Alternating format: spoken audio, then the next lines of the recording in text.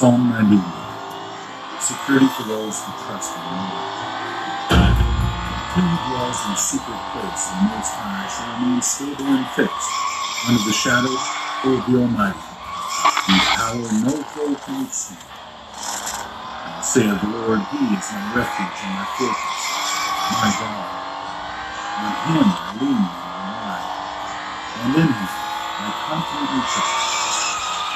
For then He will deliver us from the snare of the fowler and from the deadly pestilence. Then He will cover us with His pinions, and under His wings shall we trust, and find refuge. His truth and His faithfulness are a shield and buckler. We shall not be afraid of the terror of the night, nor of the arrow, the evil plots and slanders of the wicked that flies by day, nor of the pestilence that stalks in darkness, nor of the destruction and sudden death that surprises and lays waste at noonday. 1,000 may fall at our side, and 10,000 at our right hand, but it shall not come near us. Only spectators shall we be, ourselves inaccessible in the secret place of the Most High, as we witness the reward of the wicked.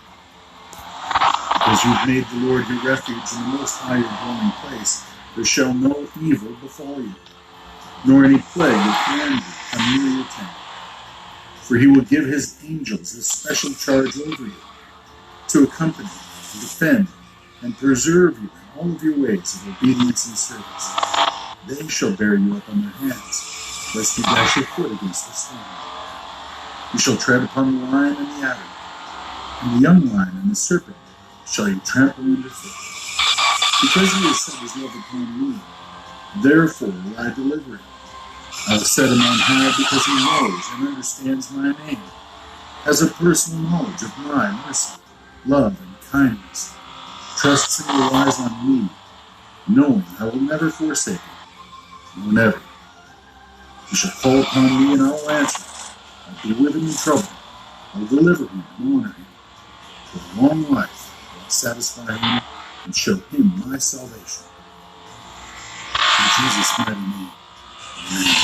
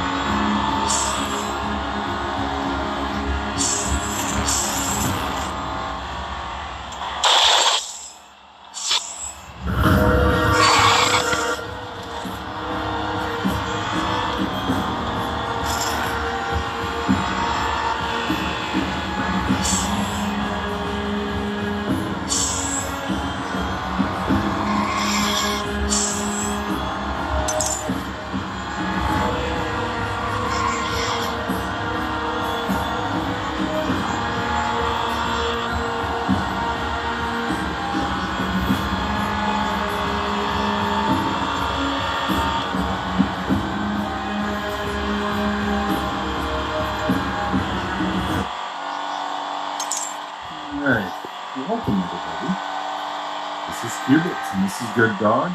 Tonight is the 18th of March, 2020. It's been 1 year exactly since we did our first show out on our own. 1 year exactly. We've got a new intro piece, and we're going to be setting a template up so that as the show begins, you'll see what the agenda is, what are the key features in the show. You'll see it in the first 2 minutes. You'll also see a listing of all the sources we're going to go through and that are included in the soft tab. We're going to be adding some additional features, which I'll be sharing as we get a little further down the path, but suffice it to say, a searchable index on everything with a 7 and 10. There's where we're going. And the reason for that, by the way, is because we are looking at primary source material. We are not looking at secondary sources or guesses. We are not looking at reported unnamed sources. Like CNN and Washington Post and New York Times are so infamous. Why? Because those systems that are set up drive an agenda that is not in alignment with the American people's needs or interests. And we are interested only in finding the facts and really getting to the bottom of things. That's what this channel is all about. Whatever we cover, it's subject to confirmation and discussion. If you've got a challenge or something that's being said, you're welcome to bring the challenge here. However, if you're a deep stater and you're coming here to distract or divide or break things down, this is not a channel for you. CNN or Romper Room, Captain Kangaroo, those are great channels for you. This is not for you. So I just want to say this is not for everybody. This is not for children and those that pretend to be so as an adult. For tonight's show, it's the 140th episode. So we've done 140 shows in 1 year, not including Psalm Sundays. I think we're on show 38 over on Psalm Sundays. Draconis Destructa 2. We're taking a look at destroying the demon deep state. And that really is what is on tap for tonight. We're going to first listen to the President of the United States as he attends a coronavirus briefing. We're going to go through a CDC update itemizing 115 deaths so far in the United States. This puts us past the 100 mark in death. And that was one of the key characteristics, a differentiator in shutting off European supply to the United States. The question then becomes, is the United States about to set up travel restrictions from within the United States between and among the several states? Certainly within the hotspot areas, Washington State, California, New York, Florida. It looks like that may indeed be the case. Our deep dive tonight is taking a look at Draconis Destructive 2, which is the infamous Dr. Gallo, which, if you remember, there was a Hollywood movie, My Cousin Vinny, which featured a fictitious judge who covered for the felon in that particular comedy. And he was pretending to be a lawyer, or he was actually a lawyer, but he is an unscrupulous one. And Judge Callow, and it was kind of a name fake there. Well, that same thing is going on tonight. We're going to listen to where that namesake comes from and what that is a reference to in the medical community. This is the inventor of the AIDS virus. After that, we're going to take a look at the U.S. coronavirus pandemic map. It's put out by the CDC and reported by the New York Times. After that, we're going to take a look at Rudy's Corner. He's got an update from emergency doctors on the front line. If we remember what happened in China, doctors were so exhausted in China trying to combat this thing that they were passing out on their feet. They had been up for 24 and 48 hours at a crack trying to serve all the people. Again, I think this virus is a real thing, but I don't think this is the deadly one that the deep state has been planning on for decades, and I don't think this is one that's referenced in the book of Revelation. So we're going to be taking a look at that from Rudy's perspective, and then after that we're going to get into a historical development of the COVID-19 bioweapon and look at the news reports of that bioweapons development. It's very interesting because many of these articles are disappearing. Although I did provide sourcing at the beginning of the show, it's not we're going to be looking at the printed versions of this, so you can interpret it. There's one that I don't have in my in my collection tonight. I'll see if I can find it while I'm going through President Trump's piece to begin with. And that is the one from the Indian doctor who withdrew his paper identifying the 4 AIDS inserts in the coronavirus RNA, not DNA, RNA. And those AIDS inserts were segments that were many strings long. So it wasn't exactly like it was just like 3 or 4 segments together of an amino acid group. But no, it was hundreds. So that makes it kind of like a T and Y. It very much identifies it. So we're going to look at contrary evidence to that. I think it's important to do. We're going to then take a look at a decode, if we have time, over in the queue for these people are sick, and ask the question. Forget their social and moral standing. It's very clear they're sick from that standpoint. But are they physically ill? That's the question. And does WH stand for Wuhan, Hubei province, or does it stand for the White House? There's a good case to be made that at least 10% of the Q posts that reference WH space in the Q is referencing Wuhan, and those people are indeed sick. So we're going to be that's tonight's show. We got an action-packed lineup here. Let's see if we can get through it. Okay, number 1.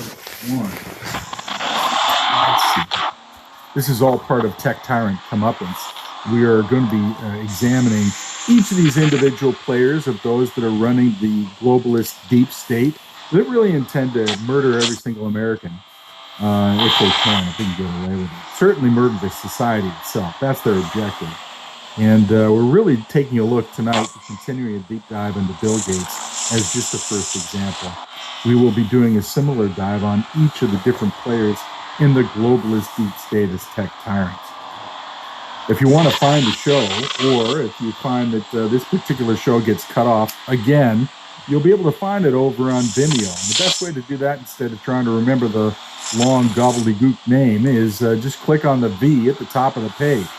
Also, to find the other channels that are not censored, you'll be able to click on those here. This is the best way to go. Click on those icons, it'll take you to the show. If you want to get alerts and get email outlines of what's going to be covered and the sauce or source packet information, this is the best place to go. Click on that, enter an email address, and we'll mail it to you before each show. Okay, and what got this started, of course, was taking a look under the hood or under the skirt of the globalist deep state, specifically about the placement of nuclear and biological weapons in the United States through a Club K container missile system that was stolen from the United States, sold by Hillary Clinton, over to Russia through the SAP servers, and though all of those have since been interdicted, they've been all intercepted and deconflicted. So don't want to leave the impression that we still are being held ransom to this stuff. That is no longer the case. Okay, tonight is the 18th of March. You might have seen this in the intro piece. In this particular slide, I did not add the 132 deaths as a for all of the dead in the coronavirus business. I didn't add those yet to the tally of dead that are false flag related. So I haven't changed the scroll version there, but I will very likely be doing that based on what we're going to cover tonight. In addition to that, you can see what's really driving the United States body politic. Coronavirus has taken a vast lead over anything else in the media. The media share. You know that anytime you go to Costco or any major grocery store, you can see the shelves are empty. People are behaving like they're standing 100 feet away from each other. It's the craziest thing. Everything else pales in significance. So that being said, the next highest item on the minds of Americans are President Trump and his accomplishments, and then trailing about half of that Democrats. And Iran is less than a blip on the list. So, let's jump right into tonight's show. Let's first join, let's see, what we had. The U.S. Surgeon General offered something. I need to put this in. As an administration, we are leaving for 15 days to slow the spread of coronavirus. What does that mean? That means that we all have a role to play in preventing person-to-person spread of this disease, which can be deadly for vulnerable groups. We want people to stay away from restaurants and bars. We want people to delay all non-essential travel. We want people, if possible, to telework from home. For more information on how you can social distance, please go to coronavirus.gov. Okay, so it's a nice PSA, basically telling us to keep our distance and keep this thing under control. But that wasn't all. There's also another piece that was put out at the same time, also by the White House.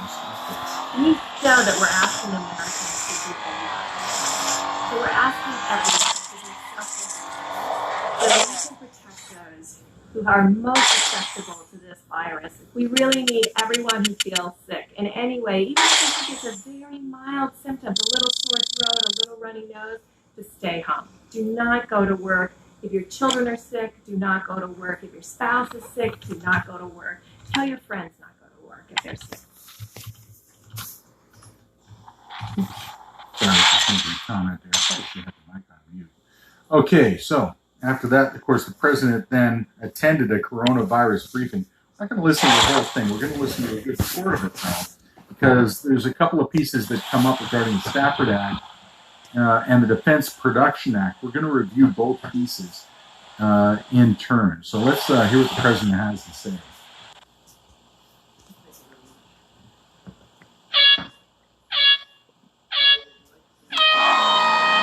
Mentioning some important developments in the war against the Chinese virus.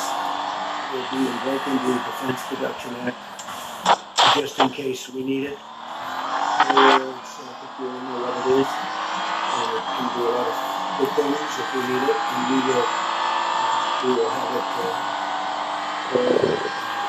completed, signing it in just a little while, right after I'm finished with this conference. I'll be signing it. It's prepared to go.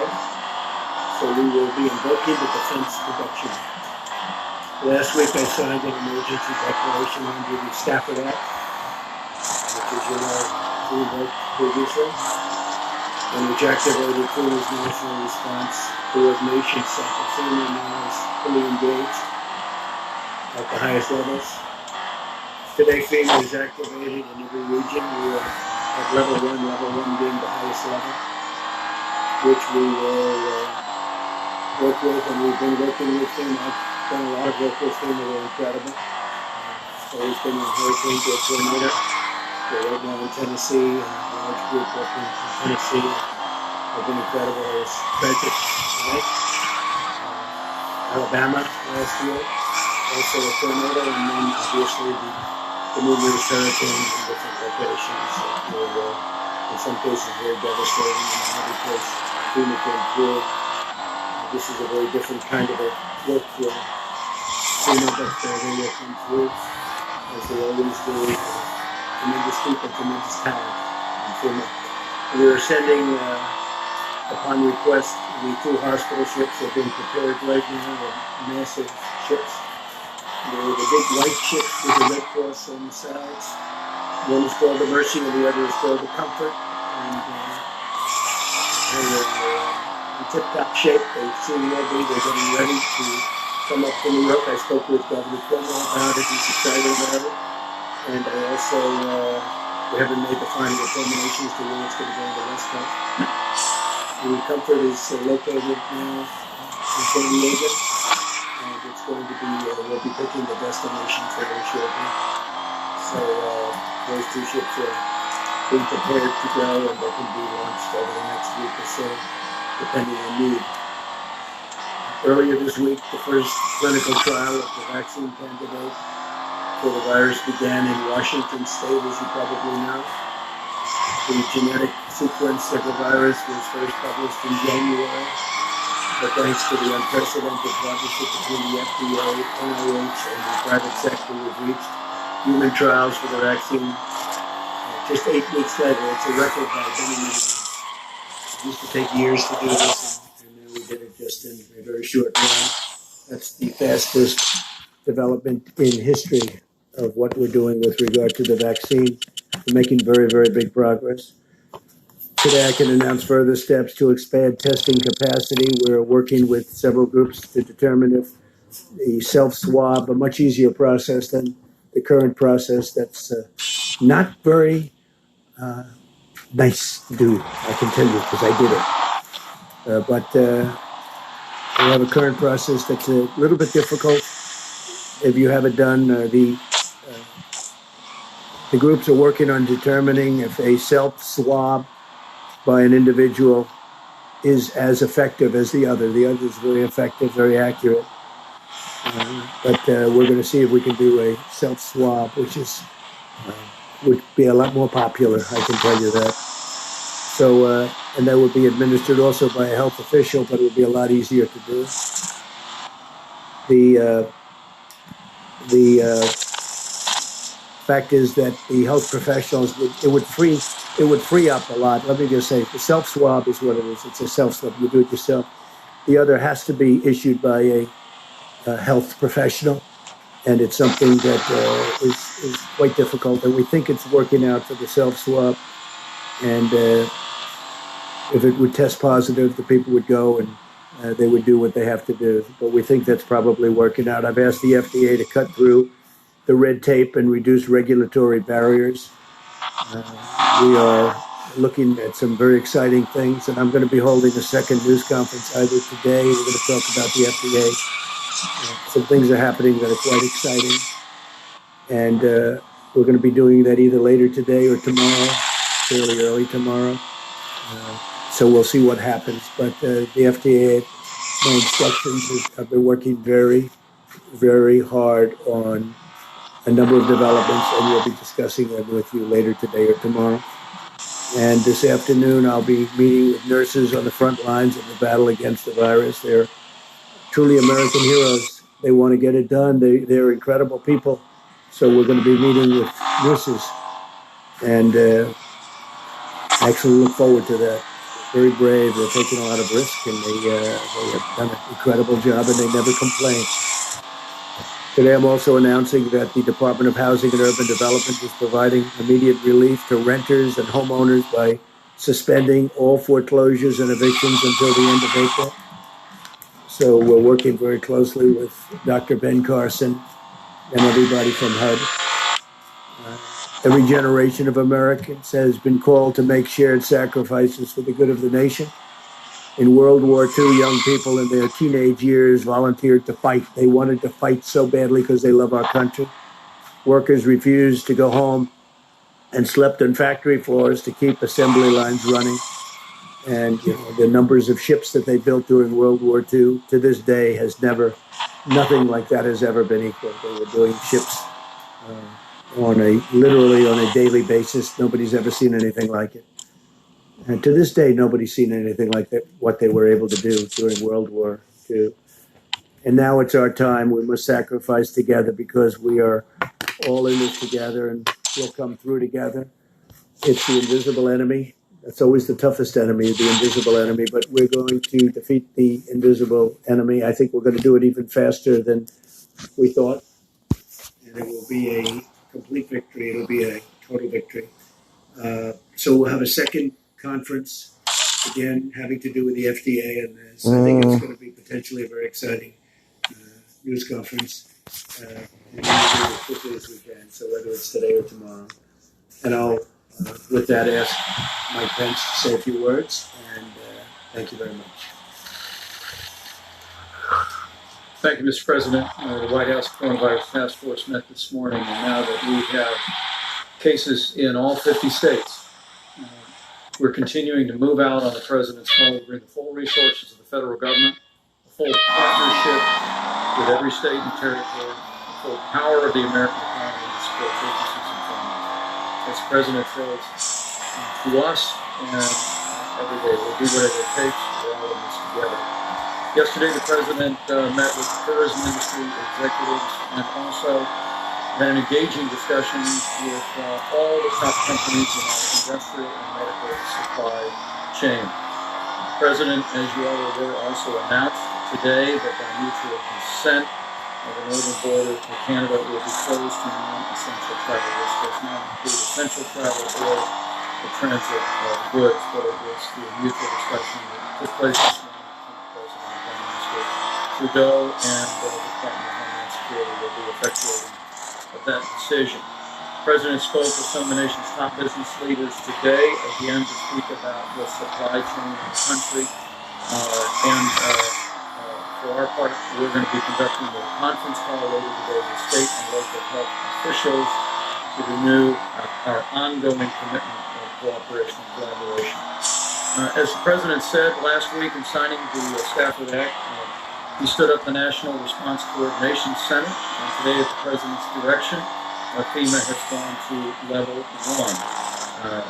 FEMA's mission is to support disasters that are locally executed, state managed, and federally supported.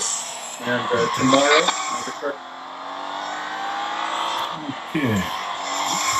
Kind of ended the breath. I expected that to go a bit further. Yeah, I got that Patty mentioned on the beginning. Okay, so that was the President of the United States, and it goes on for quite a bit longer. It's almost 30 minutes or so.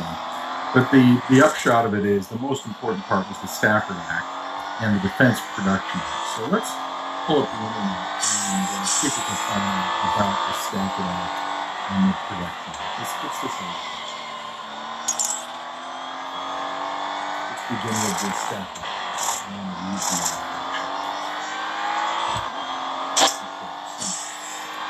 By the way, this was posted at the beginning of the show.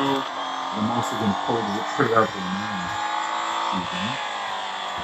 That is what we're going to be reading here. Robert T. Stafford, Disaster Relief and Emergency Assistance Act, or the Stafford Act, authorizes the President of the United States to issue 2 types of declarations that could potentially provide federal assistance to states and localities in response to a terrorist attack. A major disaster declaration or an emergency declaration. I come back to the terrorist attack because that's what this appears to be. As we're going to find as we get into the details of tonight's show, this violence, and they really can't be described as anything other than that, appears to have been released on Chinese soil. President Trump made a comment in the beginning saying this is a Chinese virus, and he said so 3 different times in that piece. S.A. Stafford Act. Right on, Red Begin on target. Anyway, continuing, major disaster declarations authorize a wide range of federal assistance to states, local governments, tribal nations, individuals and households, and certain nonprofit organizations to recover from a catastrophic event. Major disaster declarations also make Small Businesses Administration, or SBA, disaster loans available to eligible businesses and households. Since this was passed, we've had the advent of Amazon and the destruction of small businesses across these United States by a consolidated, confederated group called Amazon. Amazon.com has decimated the American middle class. It was a weapon of mass destruction and mass distraction. Now it offers delivery of products and services cheaper than you go buy them from the grocery store, faster than you can bring them home. And what's very interesting about all of that with Amazon is that they had federal assistance and escaped federal taxation for 10 years while they got their working cap together and re-energized that working cap since they didn't need to borrow tons of money. They used the infrastructure of the U.S. taxpayer to create this organization and are now using it as a fascist attack on the American middle class. Something must be done. Same thing has been done with other tech tyrants, by the way, and Amazon is just one of the digital tech tyrants. Others would include Google, YouTube, and Apple. We'll get into others as well. Microsoft is one of the examples here. Anyway, emergency declarations authorize a more limited range of federal assistance to protect property and public health and safety, and to lessen or avert the threat of major disaster. Only private nonprofit organizations are eligible for disaster loans,